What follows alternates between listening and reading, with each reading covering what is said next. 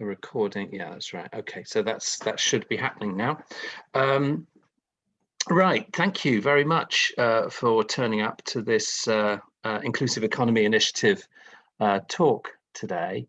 My name is Martin Parker. I'm a professor in the School of Management at the University of Bristol, and I'm the lead for the Inclusive Economy Initiative, which is a university-funded initiative which is really trying to solidify links between people within the university and a whole range of activists and organisations, mostly in the Bristol region, but as far away as Frome in Keith's case. The Inclusive Economy Initiative is an attempt to think about how we might tilt the regional economy towards low carbon, high democracy, and high inclusion principles. And that means that we're involved in a wide variety of forms of work, which are really trying to use the university as really a source of resources and ideas, or a friend, in order to help other people in the city achieve some of their goals. The part of that involves thinking about the connections between large institutions like universities, city councils, hospitals, and so on, and organizing at different scales. So whether those are community anchor organizations, of which there's a whole network in Bristol, or communities in a more geographically restricted sense, so smaller agglomerations of people in particular roads or streets, or tied together by particular interests, and so on. These ideas about some sort of distinction between large scale and small scale organizing have been pretty important in thinking about, if you like, the politics of change for many years, with some people having an enormous amount of faith in the state or multi-state institutions, other people thinking more about, if you like, regional forms of governments, like something like a city council or some kind of regional authority, a local parliament or something along those lines.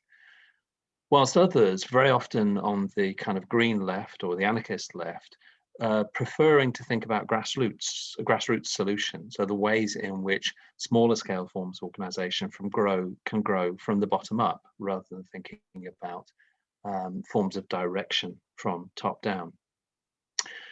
There's also a really interesting question in all that about how technology fits, because clearly digital technology is allowing for enormous changes in the way that we think about organization. We no longer need to be proximal next to each other in order to achieve all sorts of forms of coordination.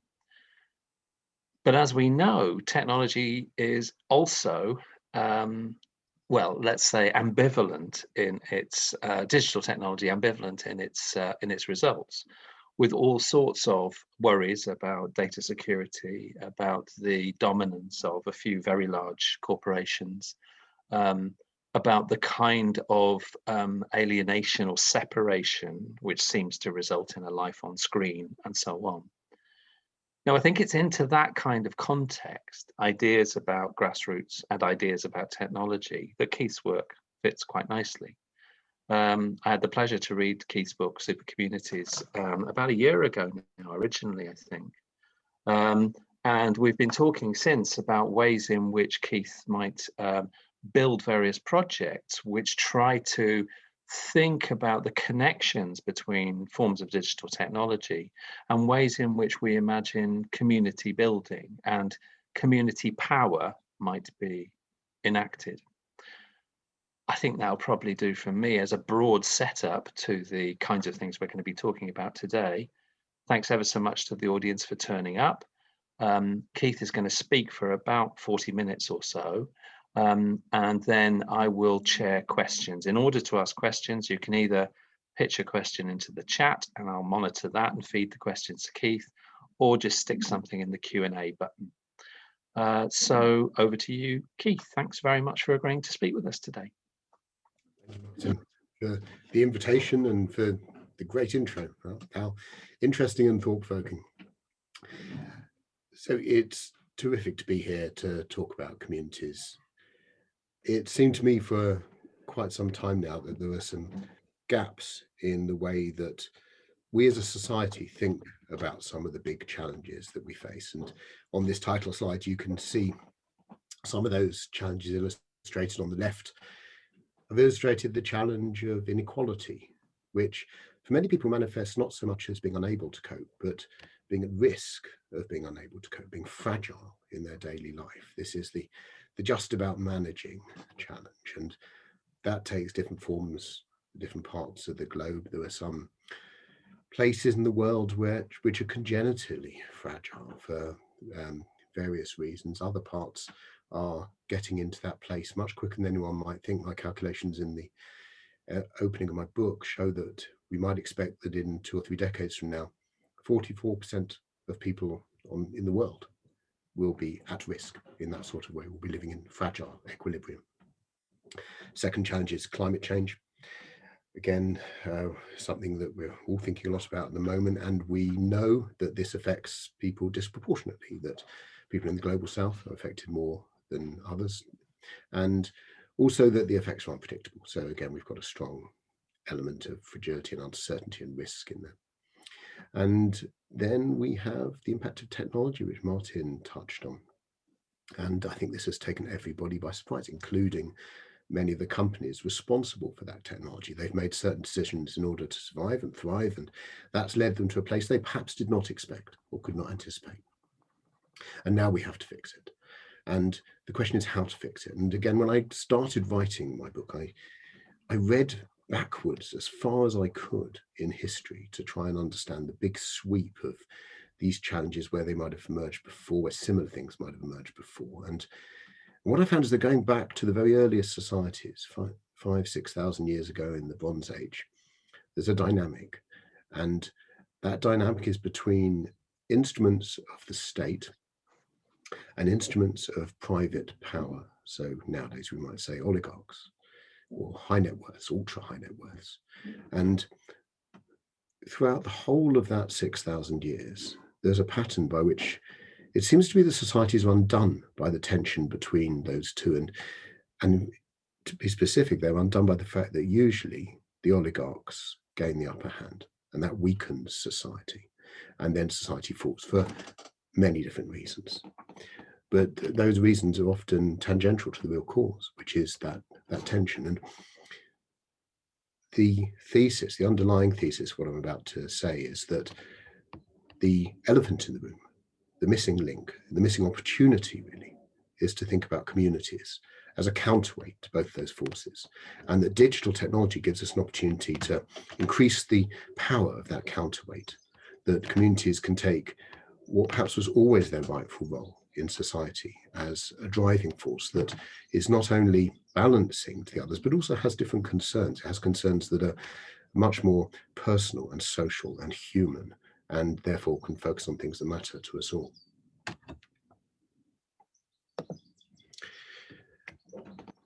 use this as a backdrop for whenever I speak on Zoom. I love this cartoon. Martin and I were just joking about it.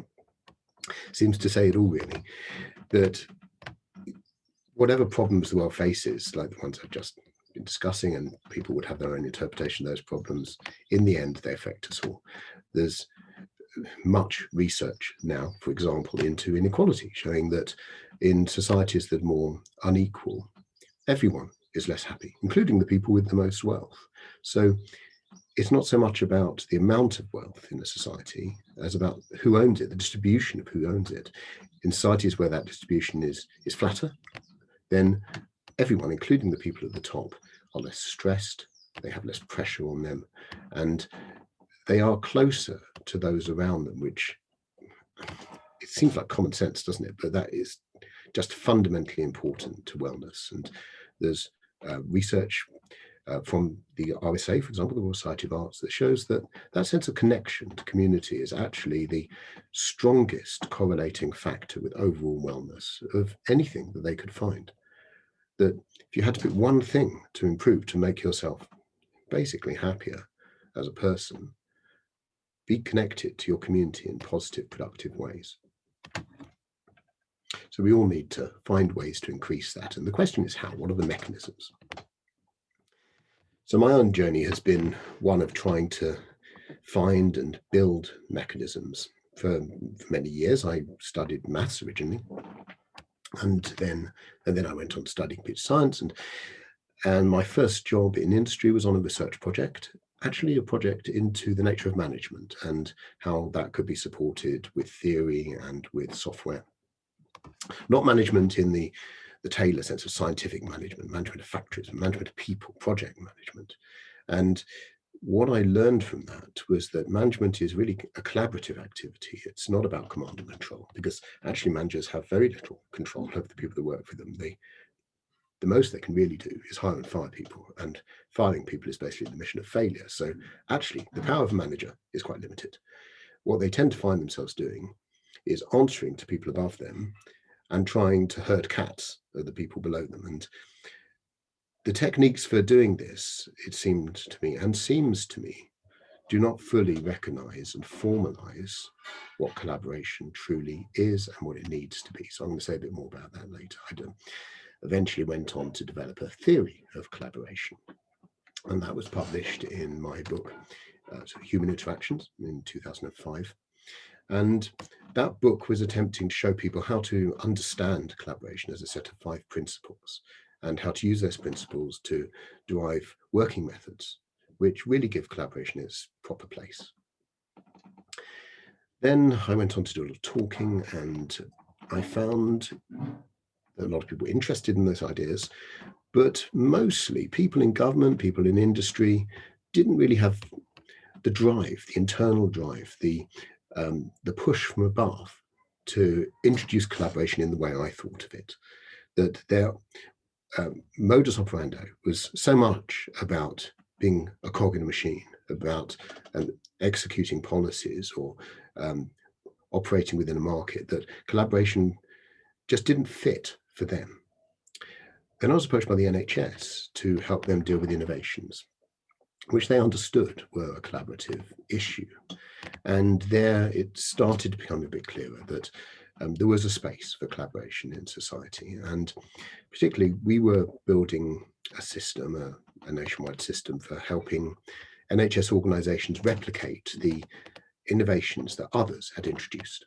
And the problem they were trying to solve was that when people find a great new way of doing things, it's very hard for other people to adopt it without hand-holding from the originator. But the originator is usually a doctor with their day job to do, and they don't have time to hand-hold tens, hundreds of other organisations. So how do you make it possible for others to replicate it?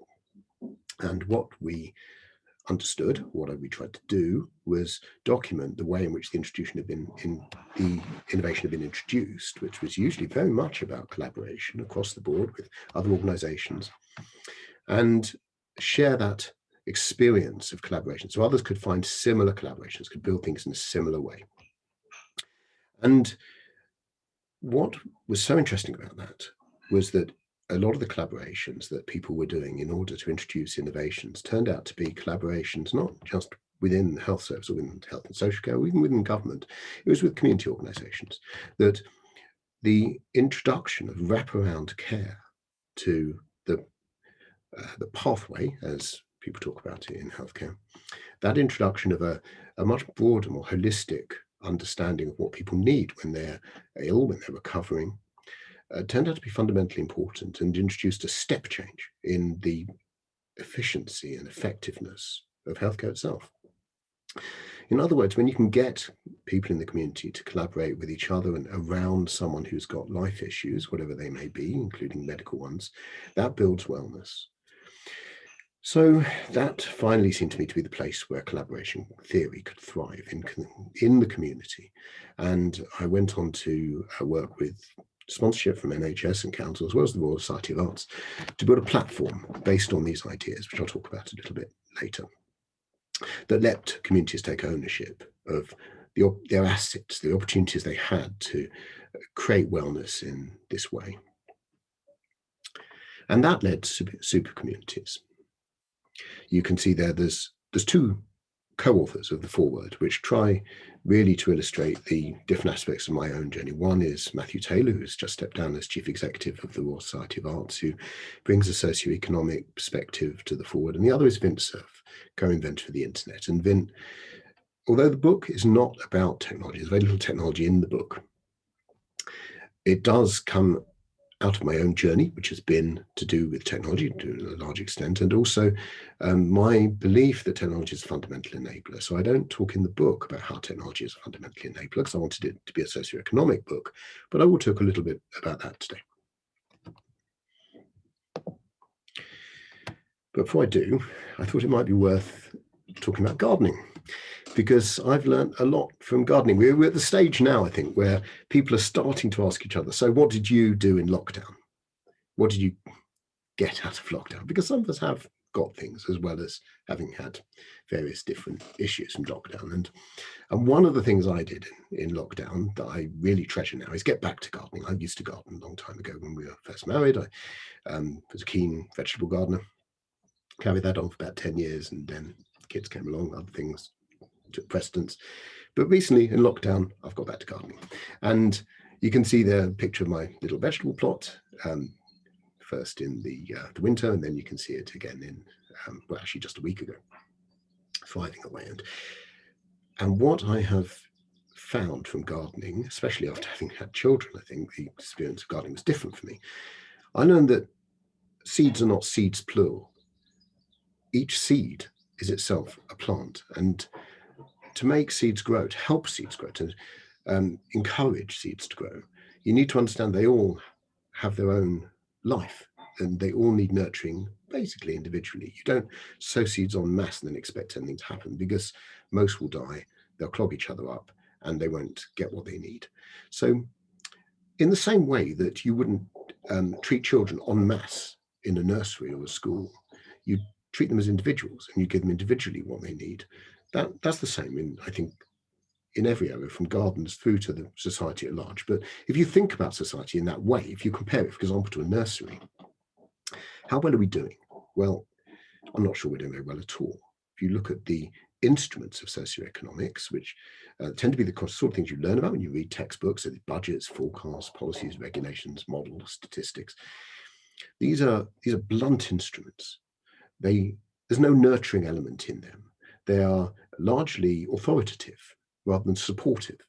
And going back to that comparison with a garden, if you want something to grow and to thrive and to provide real value to others, then you need to give it constant attention.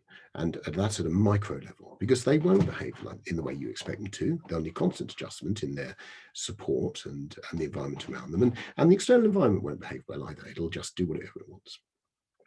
So we need to change the way we think. We need to think about new approaches to socioeconomics that are much more small scale, much more nurturing, and that will produce citizens that see the world in a more positive way, and that want to help others, that don't feel abandoned by the world, that don't feel angry, that don't feel aggressive towards the world. And if we can do that, we will have a much healthier society.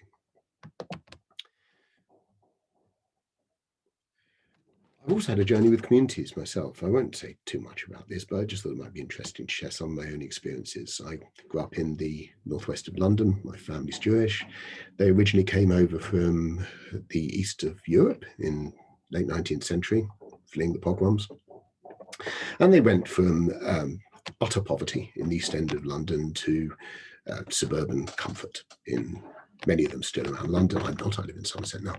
But their journey has been one of different communities along the way, and they're still, many of them, very embedded in their local communities, as I am now in a different community. And I think a lot of people are disconnected from community these days, but everyone comes from a family, and everyone's family will have a story of its journey, probably very dissimilar to mine, but it will have communities in it. And I think it's worth recognizing that and looking back. If you feel personally that you don't have that sense of immediate connection with community, you don't have to look back very far to find that actually it's still there. It's just waiting for you to find it.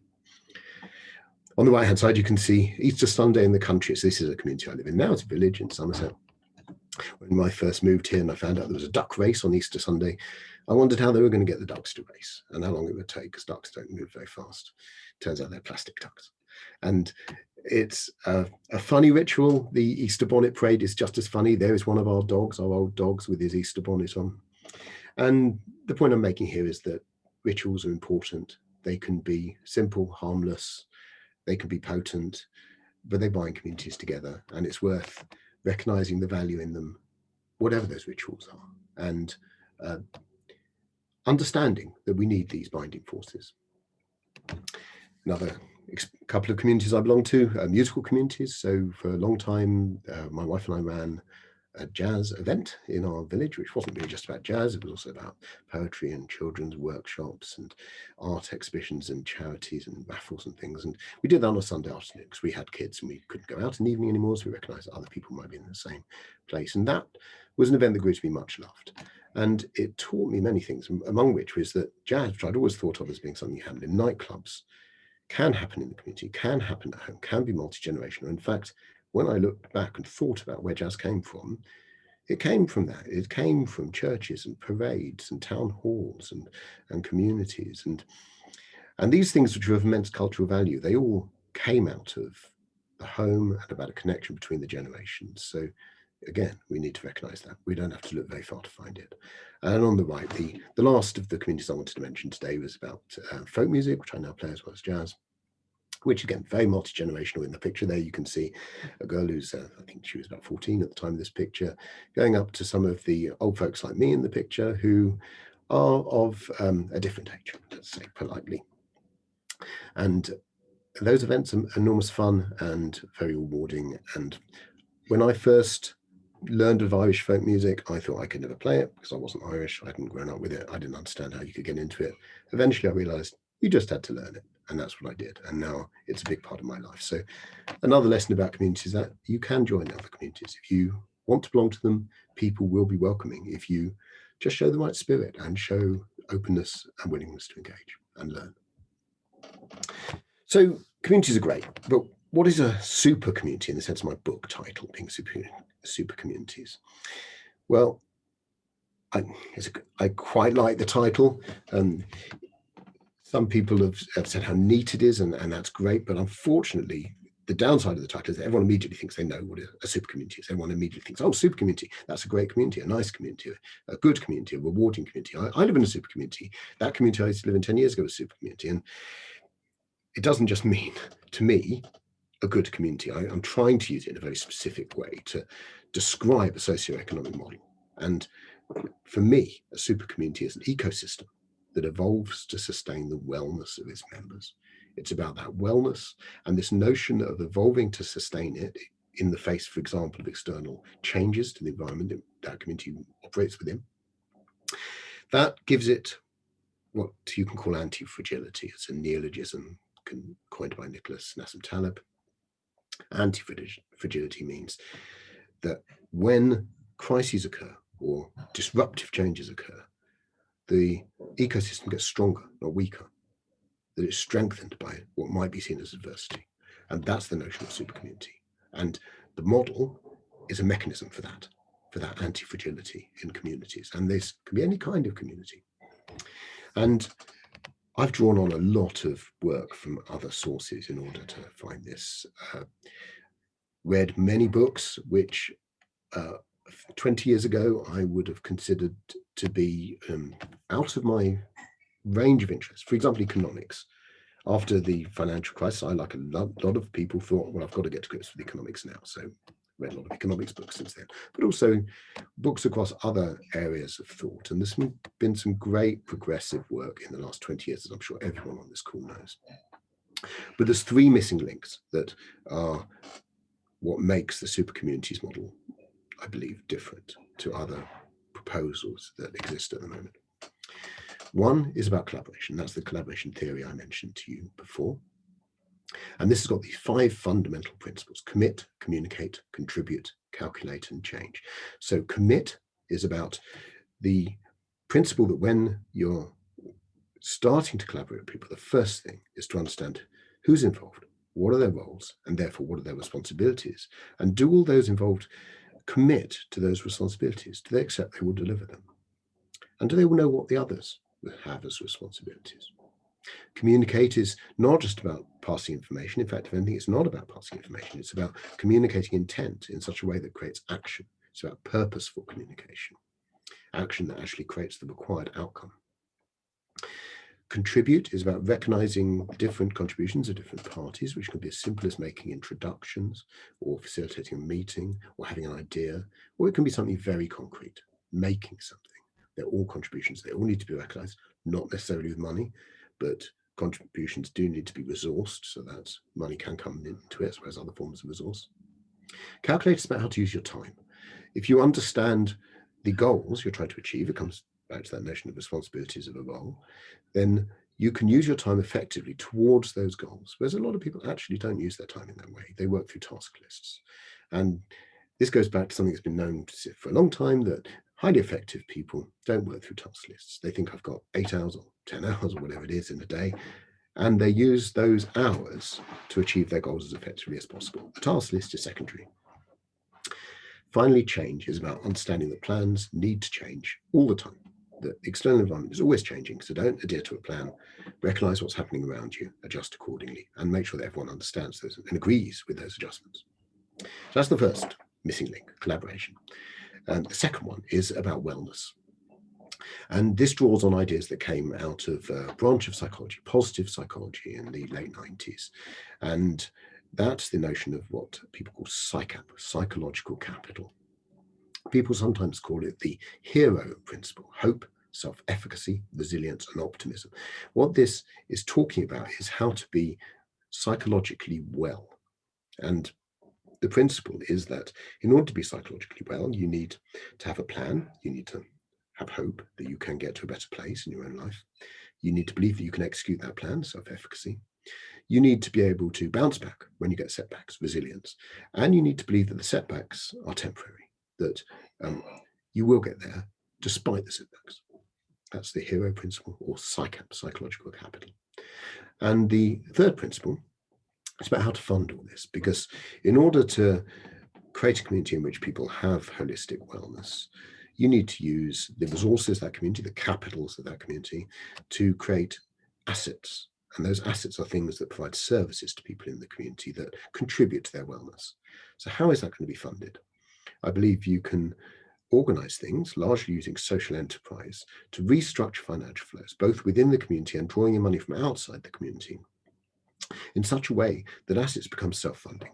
And to do this, it requires a new way of thinking about investment and about uses of global capital in global capital markets that are much simpler, that remove a lot of the administration, remove a lot of the mechanisms developed for a different kind of investment, a much more risky, a much less personal kind of investment. Those mechanisms clog up the system, prevent small projects from operating properly, and mean that a lot of the money that is spent, a lot of money that is used to fund things, goes on administration, goes on consultancy. And we can't have that in the community space because there isn't enough money to go around otherwise. So this infographic captures the elements of the supercommunity model. And what it's trying to show is that supercommunity is both like a shield for the people within it, but it's also like a tree in that it's growing and evolving all the time. And in that sense, it's organic, it's living, it's an ecosystem. In the sense of the Gaia theory, it's alive. And in order to sustain it, to make it anti-fragile, we need to account for all these 9 things shown on this infographic. You can't leave any of them out. So I'll talk quickly around this, and then hopefully we'll have some discussion later. First one is, who are we? Who is in the community? And how do we define the community is really the question. And this should be done in such a way that it's not terrifying to people outside or to people inside. It should have great sense of belonging, but also a sense of sufficient openness that people can come and go as they need to. And as Martin alluded in his introduction, it may be geographical or non-geographical. It may be about things like culture, language, or shared experience or interest. Second is, what challenges are we trying to address? Supercommunity is fundamentally about the wellness of its members. So how does wellness break down? How can you think about it? And there's a lot of different models for this. The model I like to use is a wellness wheel. And I've put the 10 aspects that were developed during my work with the NHS and councils in deprived areas over the last few years, but you might have your own way of shaping that. The importance is to try and capture all aspects of someone's holistic wellness, so that you can understand, for example, that however physically or mentally well they are, if they can't get around, or if they don't feel safe in their home or outside their home, or they have no access to learning materials or culture, they are not going to be holistically well. All these aspects, safety, transport, learning, work, substance abuse issues, eating, physical activity, meeting other people, culture, and helping, which I'll say about more in a minute, are all important. Then there's the resources of the community, capitals, and these are of three different types, fundamentally: natural, industrial, and human. So natural are the landscape, the environment. Industrial can be legacy industrial, can be skills and buildings, or it can be current skills available, very relevant businesses and activities in the community. And then human, what are the groupings, what are the organizations and the social connections between people, and how can they be understood as resources for that community? And those capitals can be used to create assets. I argue that these should be structured as social enterprises, but they won't all be social enterprises. Many of the assets will be public services, for example, or private businesses, or just commercial businesses. There's an increasingly fine line between business and social business, and I think that's something that is going to be explored a lot more over the next 10 to 20 years. But we need to understand things like who owns assets, how are they being shaped so as to deliver the maximum value to the community, and how are they being aligned with new digital opportunities. Then there's the people. So this is really about the principles we used the last few years when developing robust anti-fragile communities in inner cities. And it turned out there were two fundamental aspects to that. One is the notion of a wellness plan, that in order to have that psychological capital, you need to have a plan. So we call that a wellness plan. And that's a plan about how you use community assets. And it's also about your personal support network, which is about who's helping you use that, which might be friends, family, neighbors, or it might be professionals, or both, usually both. And the two are vitally important to have together, because the wellness plan is your positive psychological capital, but the personal support network is your connection to community and those around you. Then there's giving is good for us. So this is about volunteering. There's some fascinating research that emerged from a group called Pro Bono Economics about 10 years ago. And this was summarized in 2014 by a speech by Andy Haldane, the chief economist of the Bank of England at the time, talking about the size of the volunteering economy. If you picture it as an economy, it turns out you can think of it like an onion, that volunteers deliver value to the people they help. That's the internals of the onion. And they've got a shell around that, which is the benefits to the volunteers themselves, which turn out to be huge, actually more than the benefits they're delivering to the people they're helping, in terms of skills and networks and mental health benefits to the volunteers. And then there's the whole wider impact on society of volunteering. If we didn't have any of this volunteering, if we weren't helping each other, no one helped each other, how would society look? Well, it would be clogged up with masses more infrastructure and bureaucracy and government funding, and all these are multiples of one another. So you've got in the middle, you've got that immediate impact of volunteering being in the UK about 100 billion a year, a little bit around the size of the NHS. You can double that when you take into account the impact on volunteers themselves, or a little bit more than double it. And then you can multiply it between something like 2 and 10 times. It's very hard to calculate the last part of the onion, last shell of the onion, for the wider impacts on society. Even if you're pessimistic about the value of volunteering, it's bigger than the energy sector. It's at least 3% of GDP, but it's invisible because it's not really part of the way society operates. It's not embedded into government policies and government structures and to societal structures. Point 7 is about the way that people work, about the way people collaborate. I talked a little bit about that before. Point 8 is about finding funds. That's this stake it back mechanism, which I'm not going to go into too much now. It's a new mechanism for funding things. Essentially, you give money to a project or venture or initiative or service.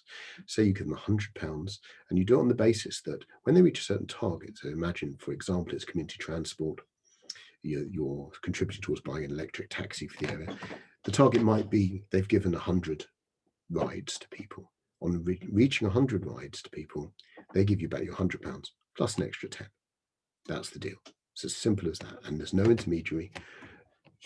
By giving them the £100, you accept the risk. So if you might lose your £100, they never make it. to 100 rides, you accept that. In reality, you think it's probably low risk because you know the people operating it, and you will use the service yourself. So will all the people you know. And you can quantify that risk is really the point. So you don't need someone else to do it for you. You don't need to pay them to manage that risk.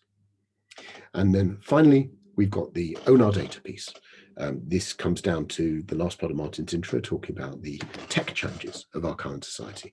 Data is not owned by the right people at the moment, not owned by the right places, not kept in the right places, stored in the right way, not used in the right way by the right people with the right intent. We need to fix that. Communities need to own their data, and they need to use it in productive ways, positive social ways. That last part, the tech part, is what I call the Internet of Communities. And this is a bit of a crude diagram, but you can kind of see what I'm trying to get at here, I hope, in the sense that we have data stores owned by communities, and that people, businesses, or government organizations can use those data stores both to increase the wellness of people in the community by offering them services, by improving those services, and to improve the assets that deliver those services. That by having that data, not only can you search better to find out things about a community, so if you're within it, you can find out things about the area or the community you belong to, but also that you can point AI and various forms of data manipulation tools at it, so you can get to things like the effectiveness of services. This is something we simply do not know at the moment. We don't know how effective most of the services offered by our society are, because we don't capture the right kind of data in the right kind of way. You can look for gaps where there are needs that are not being met, and you can look for overlaps where needs are being met by multiple services, which is actually very common. And this is a form of what is these days often called AI for good. And then finally, this provides the opportunity to build online trust in a new way. As we move into an age where deepfake videos, AI bots are becoming more and more powerful, it's becoming harder and harder to know who and what to trust. You might be having a video conversation with actually something that's not real, with a bot, and you might not know it. So how do you build that online trust? Well, I'm proposing that if communities start to earn their data in this way and capture the contributions that people make and the things people get back, and organizations make and organizations get back, then those people and organizations can choose to share some of that with others, people they're dealing with, organizations they're dealing with. And that kind of rich, interactive, dynamic, ever-changing interaction with community and with people around you and organizations around you is very hard to fake. It's very hard to make it look real. And if we could give back control of data and shape data in this kind of way, we have new ways forward that unlock the tech challenges. So this is a model, a socioeconomic model that could be adopted, I believe, on various scales around the world, geographical and non-geographical, to make communities anti-fragile. And I believe it. I've done enough research to find examples of communities that use parts of this to believe it. But I can't prove it, because it's basically a new assembly of ideas. There isn't a community that's done all of this. There are communities that have done most of it. So how do we work from here? How do we prove the model? Well, you could set up a number of tests, but each one would last decades, and there's no control. It's not really scientifically testable in that way. A much more viable way might be to explore the model through play. So I'm proposing a kind of simulation here, a simulation of a society that needs to reduce the first of the 5 R's and sustain its holistic wellness at the same time. So this would be a simulation game, a digital twin, in which you could configure it to look like your community. You could explore how supercommunities approach might support a wellness drive in that community, and use the socioeconomics to drive the tech choices you make. For example, about smart cities. Do you want smart traffic lights? Do you want streets as market gardens? Or many other things. We can use it to explore behaviors, and there's something I haven't got time to talk about now, but we could bring non-player characters into this, AIs, get them to collaborate, and that collaborating in this way might be a start on creating computer emotion, something that we really need to understand as we move into a world led by AI. So I'm going to conclude now asking you, think about the communities you belong to. Do you feel they are sufficiently focused on wellness? Do you think they do enough for you? Do you think you could do more for them? Would you like to? Do you wonder how to move forward with this? Do you feel like when you have moved forward with this in the past, it's never quite worked as you hoped it would. Well, if so, get involved. I've got a number of things in play at the moment with colleagues such as Martin and others at the University of Bristol.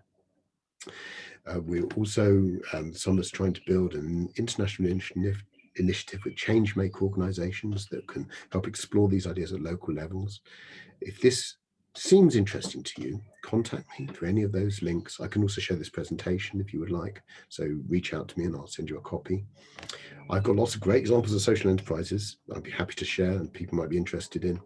There's tech being built. If that's something that interests you, let's talk about it.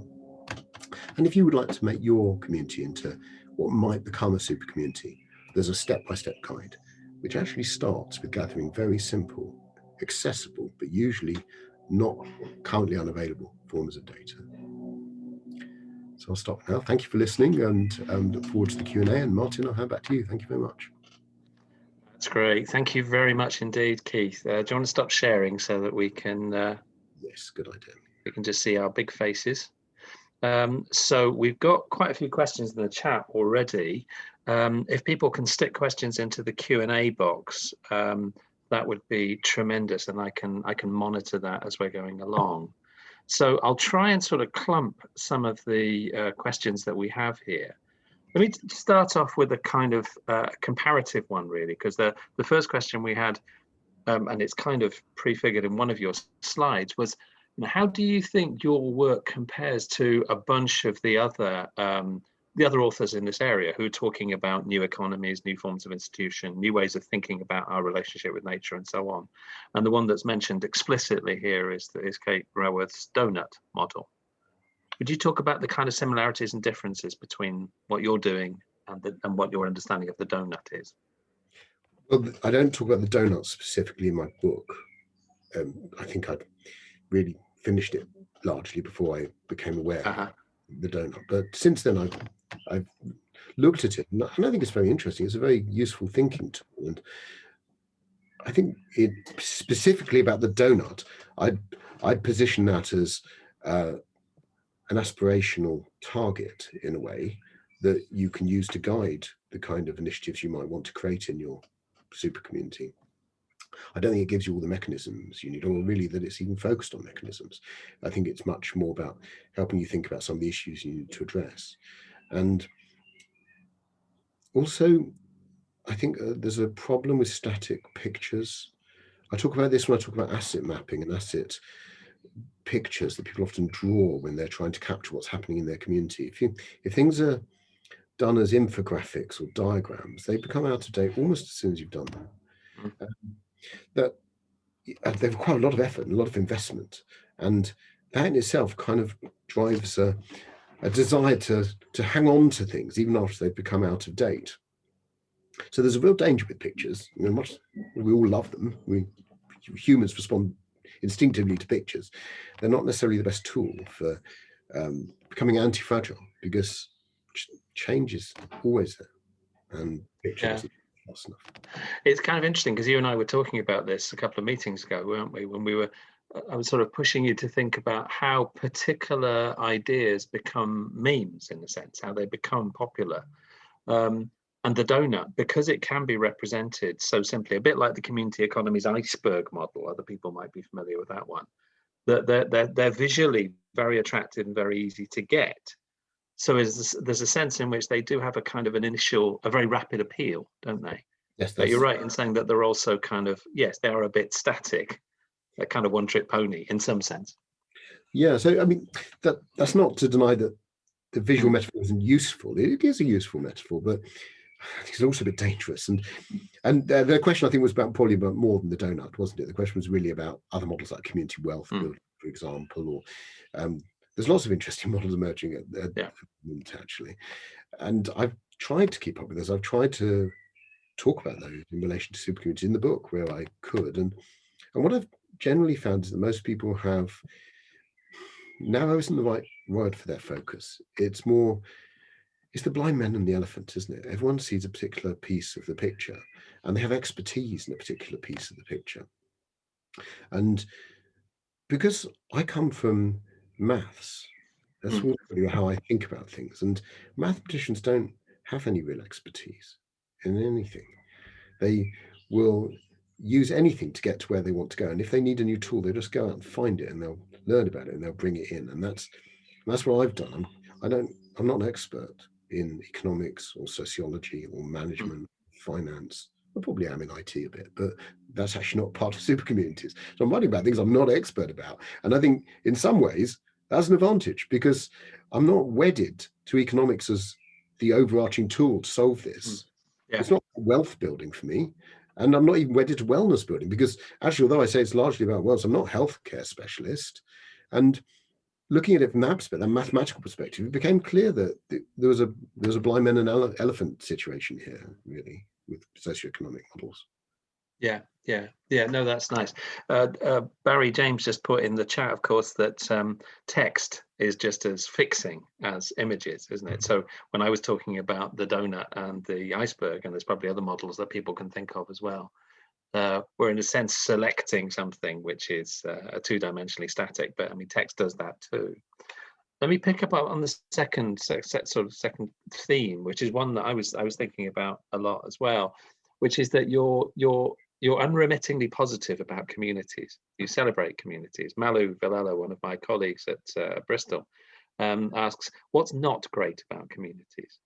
And I suppose, capturing that, I mean, communities can also be narrow, exclusionary, conservative, often hostile to outsiders, and so on.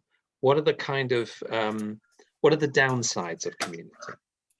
Well, that's a really good question. And in the book, I give Jehovah's Witnesses as an example, which is perhaps a bit unfair to single out one narrow community, but they restrict their children from engaging with the wider world for fear of losing them.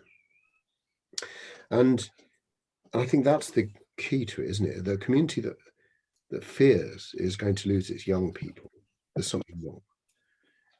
And like, if you going back to one of my examples of communities, Irish folk musicians, they don't mind that I play jazz. They think it's funny, the people I play with, and we're always making jokes. I play jazz, and if someone makes a bum note, then they're usually accused of being a jazz musician.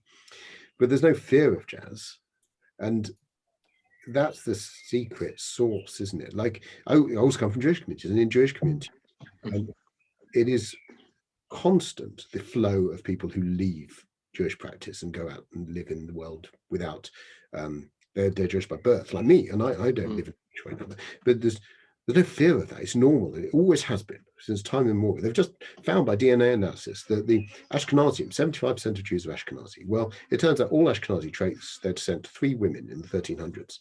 None of them were Jewish. They were all hereditarily from Eastern Europe.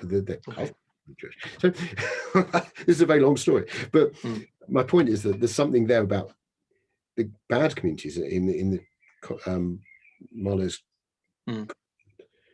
I think you can trace that back to a fear of losing your members, and if you can address that fear of losing members, the communities will improve, and they won't feel obliged to prevent their children from interacting with other people, things like that.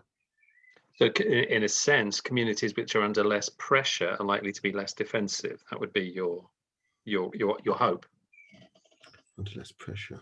Well, that's a different example. Again, I don't know that anyone's placing much pressure on Jehovah's Witnesses.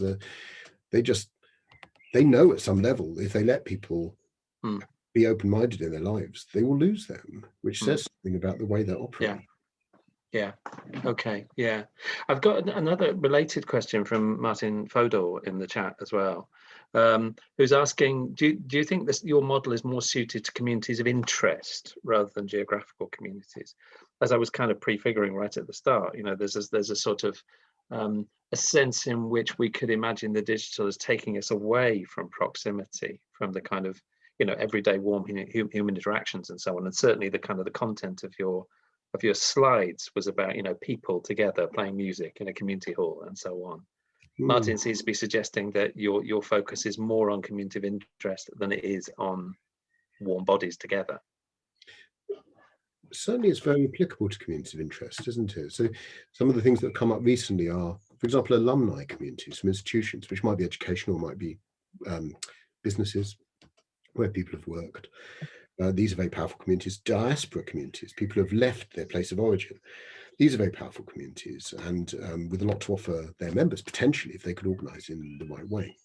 Mm. And then, of course, you have communities of culture, which can keep cultures alive and provide real value to the people who get something from those cultures. But there's something really important about walking out of your house and seeing people in the street that you know and saying hello.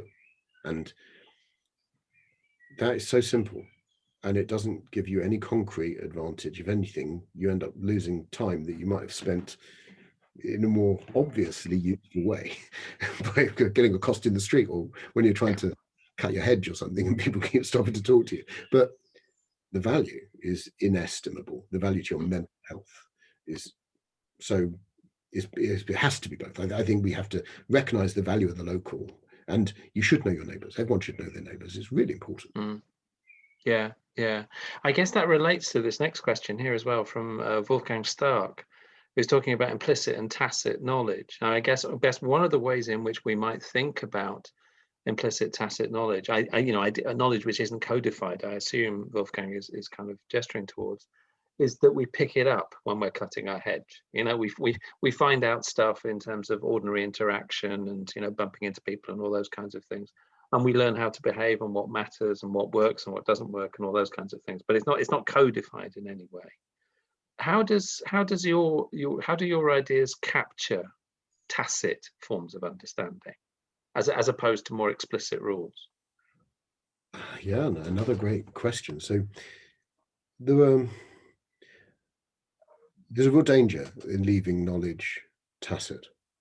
I believe that often what you get is a situation where certain people hold all the knowledge, or at least they hold a lot of useful knowledge, and either they're unable and sometimes unwilling to share it, but that knowledge is of potentially enormous value. And you often see that with community leaders, as they are sometimes called, people who represent a community, often self-appointed, and they effectively bottleneck a lot of important things that could and should be happening. So I'm not big on tacit knowledge. I would prefer knowledge to be more explicit. And of course, there's always going to be tacit knowledge. You can't write down everything you know. There's that famous story about the old entrance exam for the Chinese civil service in Imperial China, where the entrant was taken into a room, locked in there, given food and water until they'd written down everything they knew. And when they finished writing down everything they knew, they were allowed out. And okay, fine when what you know is considered to be Confucian law, but in the modern world, you can't write down everything you know. So of course, there will always be tacit knowledge, but we do need to identify there are certain forms of tacit knowledge, like, for example, how to contact people, who to go to about what. This is often tacit knowledge guarded by certain people, and that is unhelpful. And we need to that's a really important part of community data that the community needs to own, and not individual. Might not always be the best people. Yeah, but there's all sorts of interesting writing around this, isn't there, in terms of the idea that making rules explicit is also a way of making them more democratic, more visible. So I'm thinking in particular, some people will be familiar with this, but a famous paper about feminist cooperatives called The Tyranny of Structurelessness by a woman called Jo Freeman. And she writes about this sort of idea that, in a sense, bureaucratizing things, making them more visible, is a way of preventing a sort of silent capture by people like me, by white noisy men. By people who dominate particular kinds of conversations, who have certain kinds of cultural advantages and so on. So yeah, I mean, perhaps the answer is codification, but at the same time, we're not getting to Wolfgang's sort of stress on the idea of implicit or tacit knowledges. Let me just do one more on community, and then I think we're going to turn to something about money and finance and so on, because there's a couple of those there. I've got an anonymous attendee asking, how does the model account for inequalities and resources and capital? And one of the things that's often said of community wealth building is that community wealth building is already a nice idea if you already live in a community that's got quite a lot of wealth, whether that's cultural or financial or whatever else. And it could simply exacerbate, forms of localism could simply exacerbate inequalities between those who have and those who don't. How would you talk about the difference between, say, community wealth building in somewhere reasonably affluent like Frome, or somewhere very poor like Stoke-on-Trent? Yeah, it's a real issue, isn't it? And that is one of the issues I have with community wealth building. Much as I admire it, and Preston and Cleveland are beacons for progressive thought and social change, but they do rely on anchor institutions that have got money to spend, large amounts of money to spend, and time to spend it, and the ability to commit to spend it over multiple years. So that is a first world luxury often. And I think we need to recognize a few things. We need to recognize, first of all, that the spirit level thesis, that book that came out 15 Yeah. years ago, 2009, about what I mentioned earlier, that how happy you are is not, how happy a society is not about how much money there is in the society, it's about the level of inequality. So you can make an anti-fragile community in a place where there isn't a lot of money overall,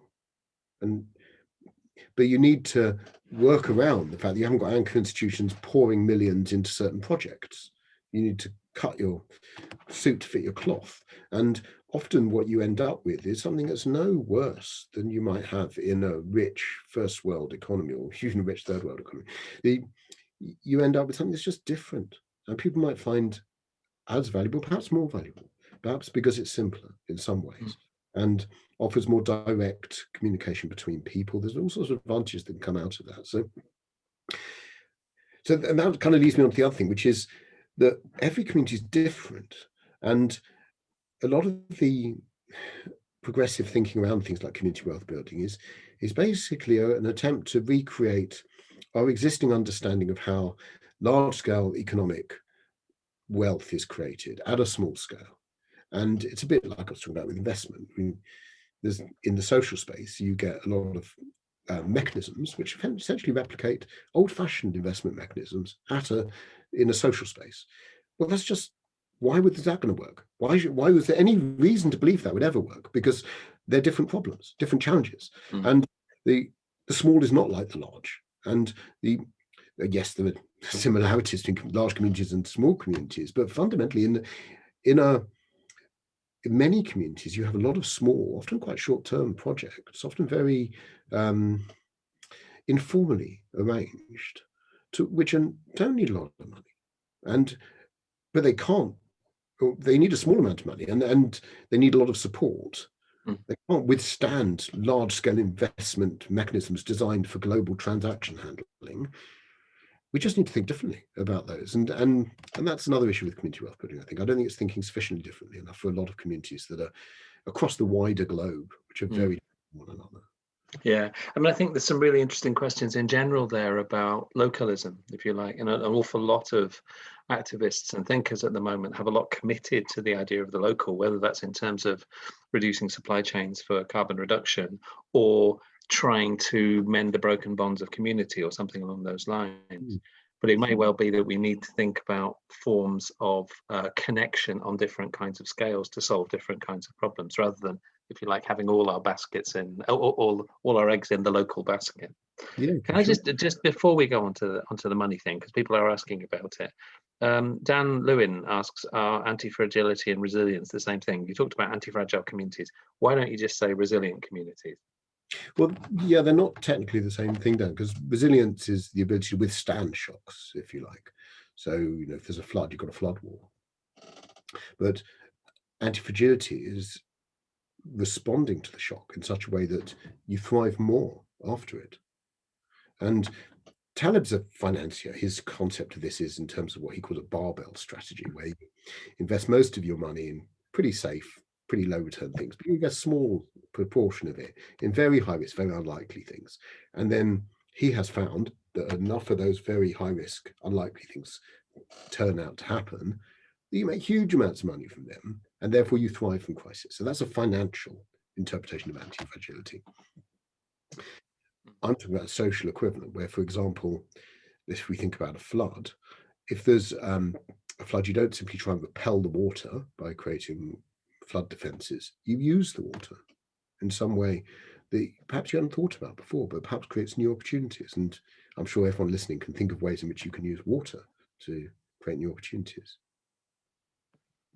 That's a really helpful response. So let's spin a bit now onto the kind of the money questions.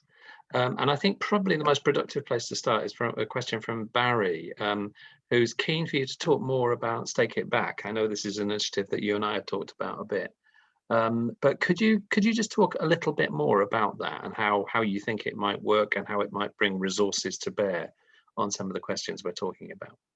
Sure. So Stake It Back started for me thinking about cryptocurrencies, and I'm quite worried about cryptocurrencies personally. It's just my take on it. I think they're destabilizing. I don't see an end game that's positive with cryptocurrencies. But I did think, how can we turn this technology into something that's useful for a social purpose, that binds people together, allows people to create that gives them a positive end game, a positive outcome to this new technology. And what it seemed to me is that they are, because they're directly, they're a form of direct engagement between seller and purchaser. You could use them to fund projects in a new way. And eventually that solidified into this Stake It Back idea. The Stake It Back idea, as I said before, is very simple, that if there's some kind of social enterprise, which might be as simple as a few people wanting to do something like create a vegetable garden in the street, or it might be more complex than that. It might be about building houses, new forms of housing perhaps, or it might be about providing transport. It might be about providing befriending services. There are a million things it can be. I capture examples of social enterprises in my social echoes page. Many of those don't need a lot of money, and what they do need is trust. They need people to give them money on the basis that they will do what they say. They can't give cast iron guarantees they'll do it, but they want to, otherwise they wouldn't be starting the social enterprise.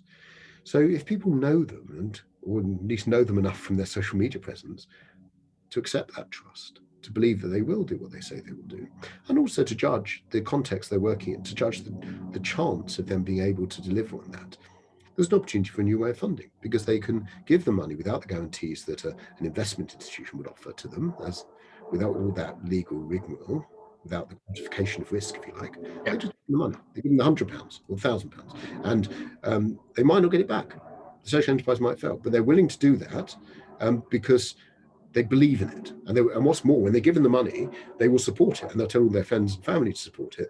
And then chances are it will work. And when it gets to a certain point, another part of it is that having these very simple targets, like the community transport that has to have 100 rides, and then on the 100 rides, it gives people their £100 plus 10% back.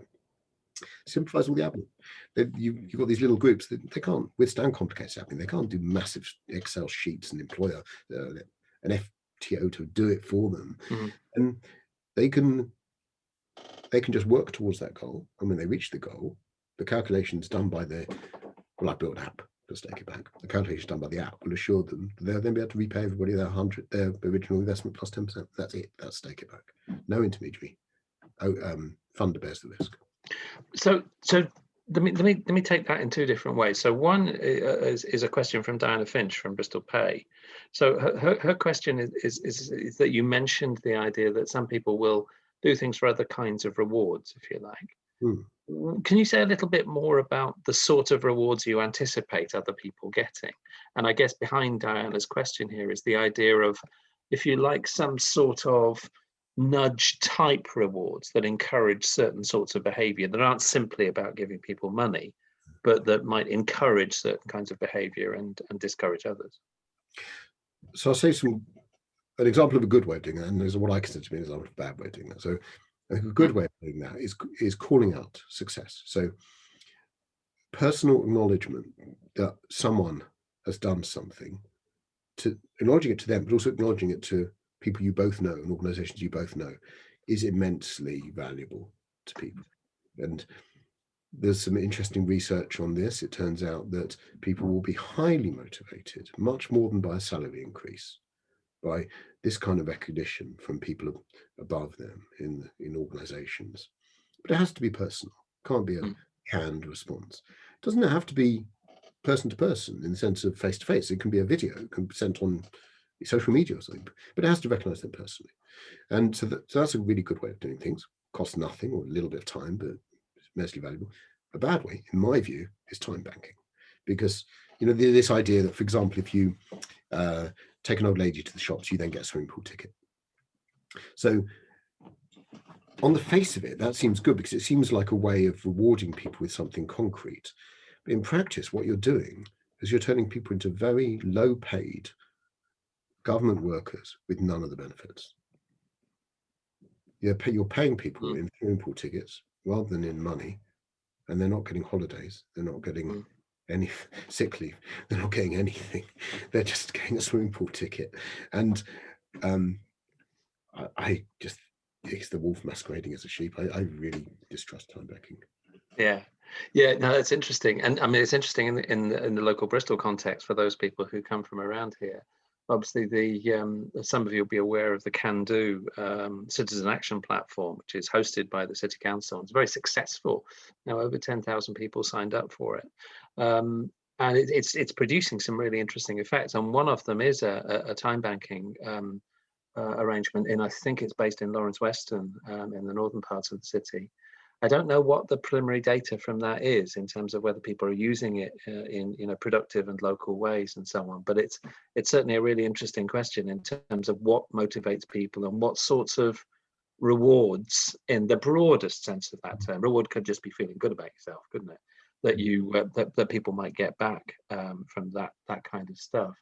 There's also quite a few projects now around how we might encourage employee-supported volunteering in a more systematic way, which has a sort of an interesting double move in it, doesn't it? On the one hand, you might get some of the big organizations in the city, like the universities, hospital, and so on, talking a lot about just how civic they are and how engaged they are in the community and those kinds of things, which is a sort of corporate social responsibility of some description.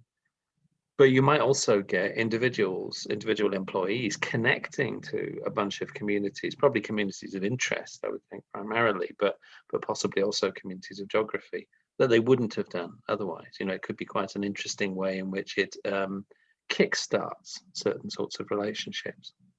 Yeah, that's true. And employee-supported volunteering is interesting, isn't it? Yeah. The key is to keep it make sure it's still volunteering.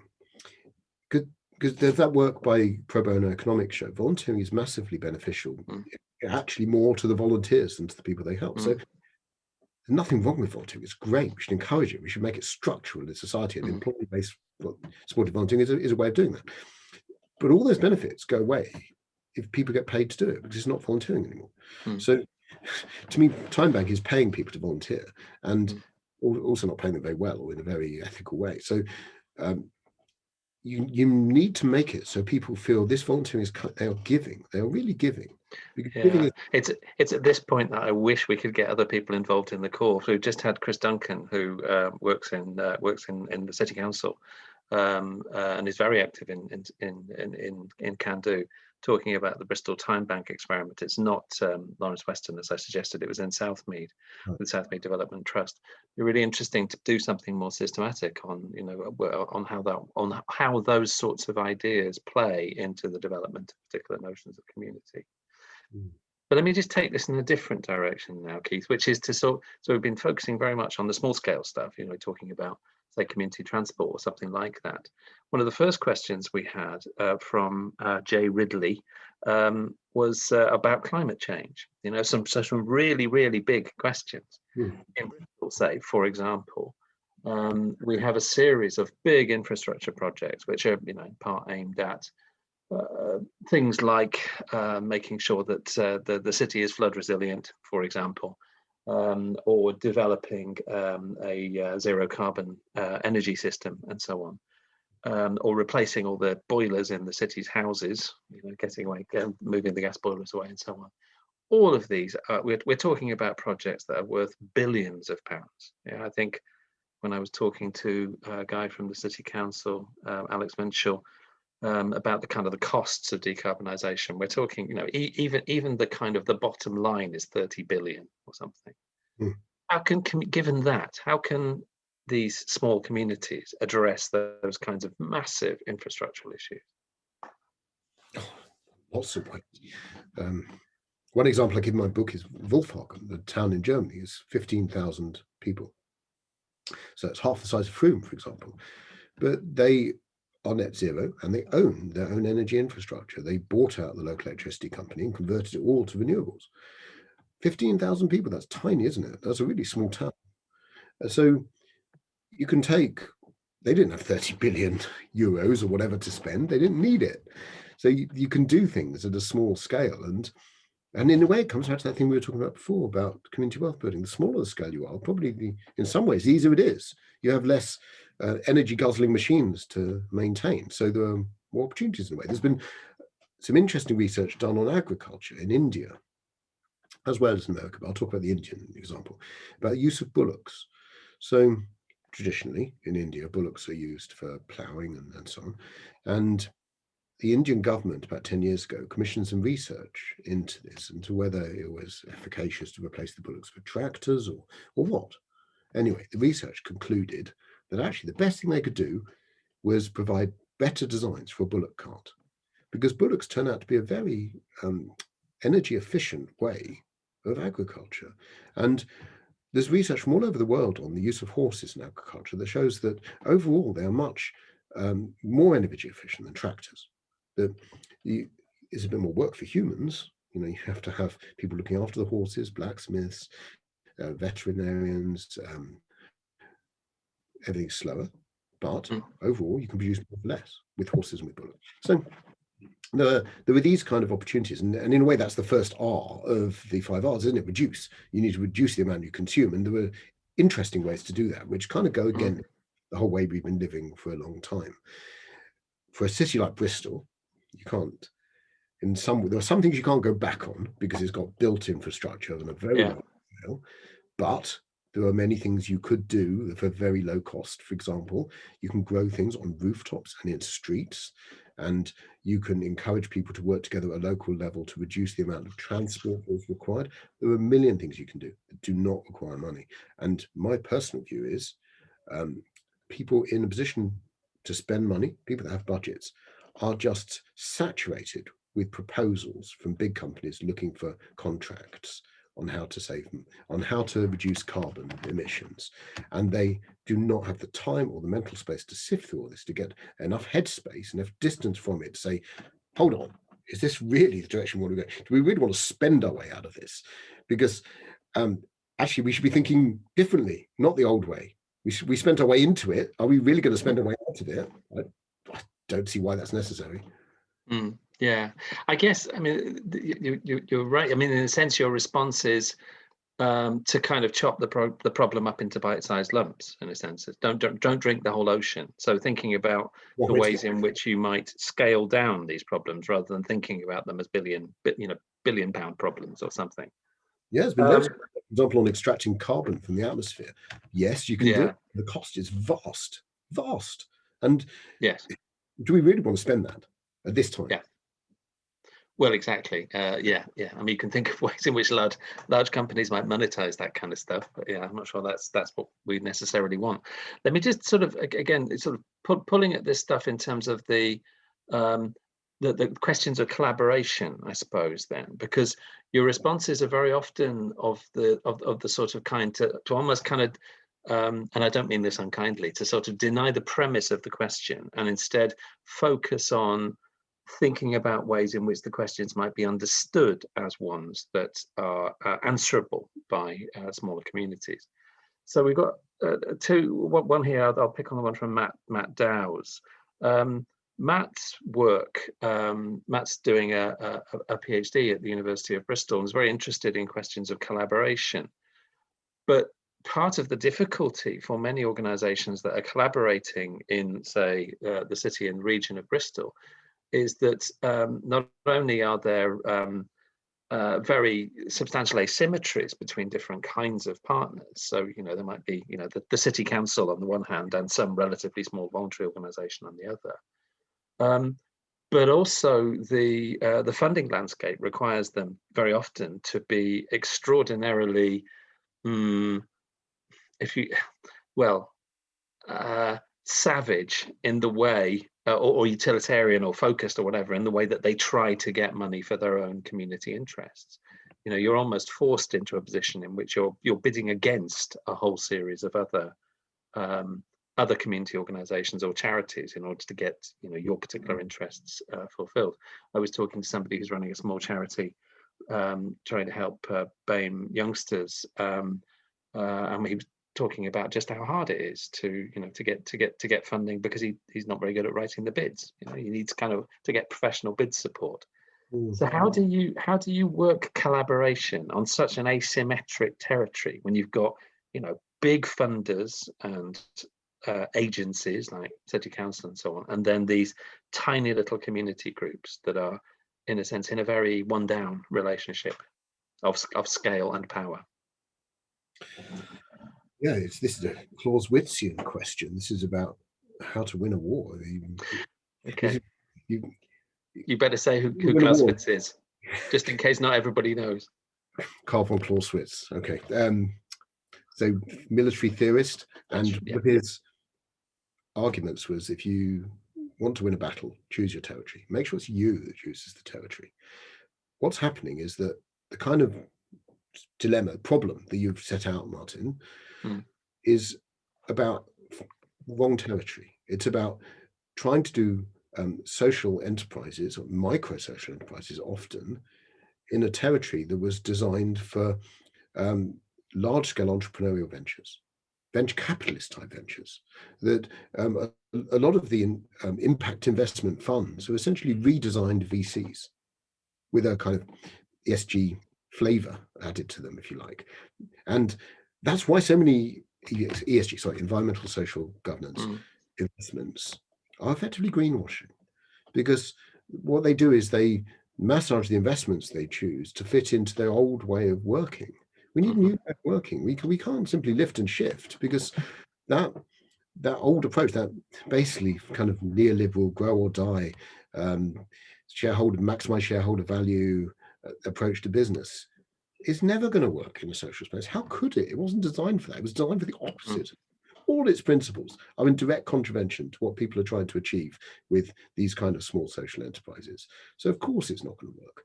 And you can't create a dragon's den for community initiatives. It's stupid and counterproductive and unpleasant and threatening and all the rest of it. So you need a different kind of model. And I've tried to set out some aspects of that with things like the stake it back approach, and with communities owning their own data and having control of the capital flows within and from outside of that community, drawing in money from global capital markets, but on their own terms, on terms that are much more suited to those small investments.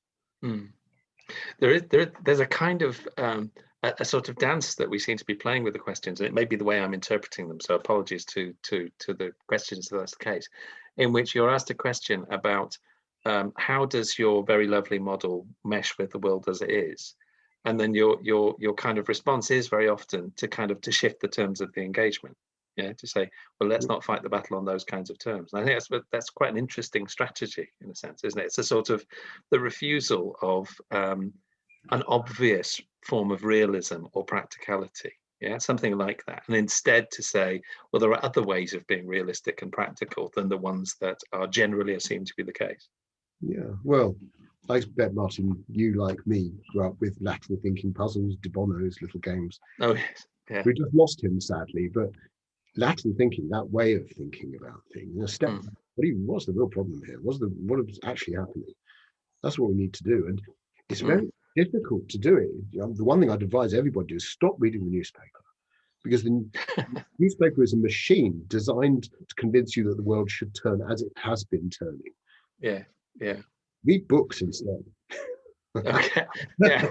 Okay. I'm not quite sure if I agree with that. Well, unless it's your book, Keith, obviously. But I'm going to do two more questions before we stop. And apologies to those people whose questions I'm not going to be asking. One is a kind of question for me as much as for the question. I've forgotten who it was now, but somebody who asked about the role of universities in helping this stuff. This was Maria Gallo, who asked about what assets and support universities might be able to offer in this kind of process. So, hi Maria, nice to hear from you. And Maria's an expert in alumni. Okay. And she's just about to publish a book on that. And I suspect, Maria, you're already thinking in those sorts of terms when you ask this question. And we've been having some discussions about the ways in which alumni communities could reshape themselves to become more than what people tend to perceive as just a demand for funds from their ex-students, which is, if you get a message from your alma mater, you kind of know they're asking for money, even if it doesn't mend the library roof. It's that kind of stuff. Yeah, that's right. If they're asking you out to dinner, there'll be a check to write at the end of it. So what we've been talking about is whether alumni communities can be more than that, different to that, in fact, not just more than that. Whether they can be the kind of communities that I've been illustrating in this notion of a super community, whether they can become ecosystems that evolve to sustain the wellness of their members, and much more holistically. And an alumni community is an amazing thing. It has people often from all over the world, often very diverse people with very diverse skills that are going to have all sorts of interesting experiences that can help each other, as well as people currently going through the institutions in question and people considering doing so. So for me, universities, what they can do is, obviously they can contribute knowledge. I think that's kind of understood, so let's not dwell on that. But and great people such as you, Martin, who've got all this, you're too kind. and the ability to express it and shape that knowledge. So, but I don't think anyone needs that just explaining what universities also have, which is underused and badly needed, is access to amazing alumni communities. Think of all the people who've gone for University of Bristol. What they could do if they worked together in a constructive way. Yeah, that's a really, really interesting observation. I mean, the University of Bristol, like lots of other UK universities, has been trying to reimagine its relationship with the city in various ways, and the Inclusive Economy initiative is one of those attempts to do this. And it's really gratifying to be doing something like this, which has probably got more people from outside the university than within it. That's tremendous. But mostly that's imagined in terms of what our students and staff and professional service support people can do. I hadn't thought about it in terms of alumni as well, but it is a really interesting link. I'm just going to ask one more question now, and it's Dave Sproxton's question. But just before that, just noting Diana from Bristol Pay has been putting some really interesting things in the chat about the thanks tokens, which I was probably rather too rapidly describing as a kind of nudge thing, but also relating that to Chris Duncan and the Can Do project from the City Council. I think I'm going to organise another one of these in the autumn, which tries to focus a bit more on let's type schemes, if you like. You might want to pitch up to this one and express your reservations, but I'm still very interested in the ways in which we might think about forms of exchange and how those might be imagined in non-monetary ways, I guess. But the last question, so I'm going to put it, Dave, because it's such a huge question and one that you can't possibly answer, but it's quite a nice one to finish with nonetheless, is Dave Sproxton from Ardman. We live in an age where competitiveness is embedded in society. My cake's better than yours, my car's bigger than yours, my holidays are more exotic than yours. How does this aspect of society play into the sustainable society? There's something there about the character of the age, I think, that Dave is pushing towards, a certain kind of competitive individualism. How do you think your ideas would address this gigantic issue? Yeah, so there's some interesting thought on this. I heard Alain de Botton talking years ago about what he called peer anxiety. He had identified, he believed, that the most severe form of anxiety that people stress, these are his words, not mine, the most severe form of anxiety people suffer from in the modern age is this notion of peer anxiety, that, how are you doing compared to all your former classmates, all your friends when you're growing up? And of course, you'll be doing better than some and worse than others. So actually, you're always going to be anxious about that. And this goes back to that spirit level thing, even in a society where you've got lots of wealth, and the people at the top are still stressed. Because unless you're at the very top, and if you're Jeff Bezos, then there's always someone that's doing better than you. There's got a bigger private jet than you, and then you'll feel a bit miserable about your own achievements. So that competitiveness is a hiding to nothing. It really is, and it's like a disease of modern society. Because ultimately, it's a no-win game. It's not a zero-sum game. It's a no-sum game. There is literally nothing to be gained from measuring yourself against others. The only thing you can measure yourself against is on whether you feel you have been kind enough to your children, whether you have looked after your parents, whether you've been generous to your friends, whether you've spent enough time practicing the piano to master the piece you've been wanting to play for 5 years, you know, whether you bought flowers for your wife recently. This is the kind of standards we should use to judge ourselves on, not did my old mate buy a bigger car than me. I mean, good God, are we really still in that place? Yes, we are. That's terrible, isn't it? Yeah, I mean, these are pretty old complaints. I don't think they're that modern. You know, I can imagine, oh, I don't know, you know, so some Victorian complaining about industrialization and, you know, talking about the way in which communities have been lost, that sort of idea. So I don't think we're necessarily in a particularly distinctive place here, but the complaint about the human condition continues. I think we might be in a bad place for that. I think it might be exacerbated by the loss of communities, by the way in which communities are fragmented. Because I've noticed myself, everyone feels this, including me. Who can't? It's very hard not to feel it in the modern age. But when you go to an Irish folk session, when you go to a family gathering, when you have a village event like a fete or something, it goes away, because you are connected to the people around you and you realize it's stupid and pointless and meaningless. And that's what we need to deal with it. We need that kind of natural, personal, friendly, warm connection with other people in a non-threatening environment. And then the competitiveness stuff will just evaporate like the mirage that it is. That, sir, is a beautiful way to end the session. We couldn't have done that better. Thank you ever so much, everybody, for pitching up. That's been great. And thank you for your lovely questions as well. I wish we probably should have done this just as a big Zoom, I guess. It'd be nice to see your lovely faces. Thank you very much to Keith for such an engaging talk and to responding to the questions in such an open way. So we'll be putting the recording up on the IEI website. At some point in the future. I'll email you about that. But thanks ever so much, everybody. That was much appreciated, and hope to see you all at another IEI talk sometime soon. Have a good summer. Bye-bye. Bye.